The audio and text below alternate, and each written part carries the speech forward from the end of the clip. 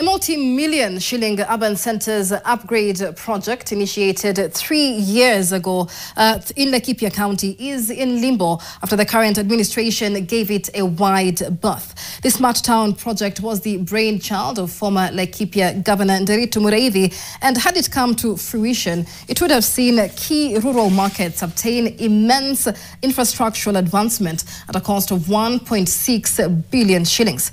To date, the project remains a mirage, with the current leadership dismissing it as an elitist, maintaining it has no plans to proceed with the upgrading much to the chagrin of the targeted beneficiaries and the contractors who had begun working on the sites before it became a cropper. NTV's Margaret Kimathi has that story.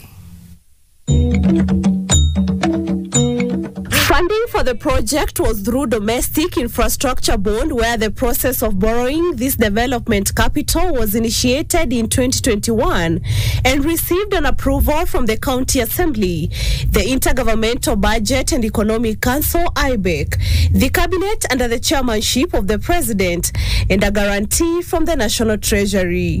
A 9-member Senate Committee on Finance and Budget received the loan guarantee report from the Finance Cabinet Secretary on June 12, 2022, considered the report and recommended Senate for approval. However, the initiative that would have seen Laikipia become the first devolved unit in the country to raise development capital through infrastructure bond did not receive an approval from the Senate after the 12th parliamentary sitting were prorogued ahead of the 2022 general election. Those approvals were not fully realized by 30th June 2022.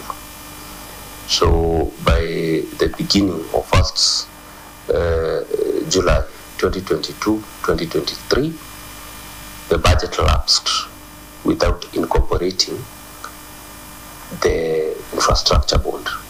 Had the idea of Nderitu Mureithi, the second Laikipia governor, matured, at least 10 market centers would now be at par with Nanyuki and Nyahururu towns, where drainage, lighting and roads are well developed and maintained.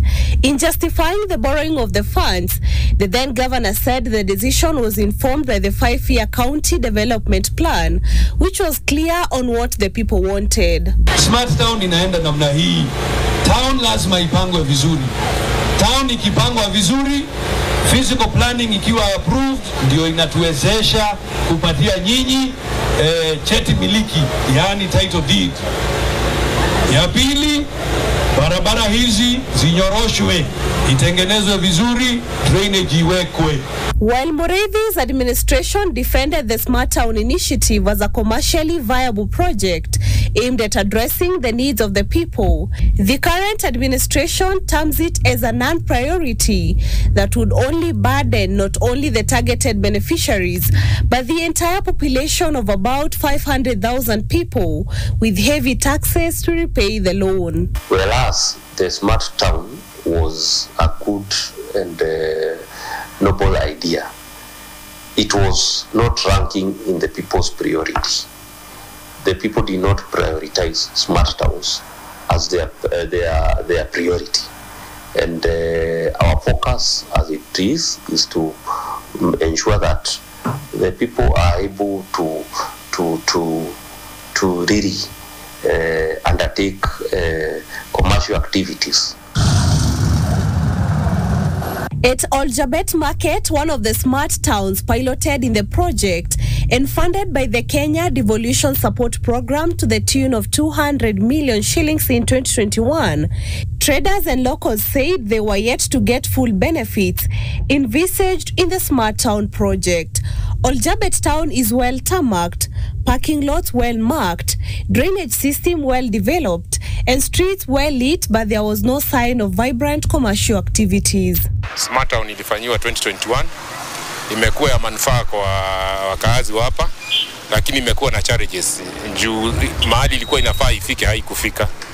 Zile routes ambazo zilitengenezwa hazijabeba watu wengi, walitengeneza katikati ya town, lakini nje kuna nafasi nyingi waliacha. Hii Smart Town tu ni hapa lakini the feeder roads zenye zina feed hii town ni mbaya sana na ni mbovu zaidi.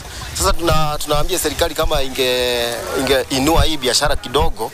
When NTV visited some of the rural towns that were targeted for upgrade through the infrastructure bond, residents expressed their disappointment over the abandonment of the project, saying they have remained in the dark.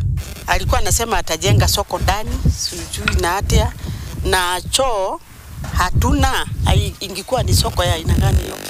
Unaona sasa hapa upande ya Naibo watu wengi wanajaribu kuenda juu, hatuna ile security, hatuna ile yani ile mradi yote iko huku. Sasa ni kama watu wanaanza wakihama. Sasa kama hiyo project ya Smart Town ingewekwa tu iendeleshwe, ingetusaidia sana.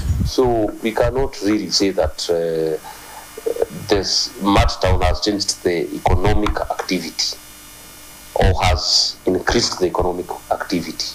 What we can say is that the Smart Town has made the town very clean, very beautiful, and very aesthetic to the eye. But in terms of shifts in economic activity, that one might not really be there. On the fate of the contractors who entered into multi-million contracts with the county government during the previous regime, County Executive Committee member in charge of finance and economic planning, Daniel Ngumi, says they are in discussion on how they can be compensated, but only where there is some evidence of work undertaken. Some of the contractors have already moved to court to seek redress.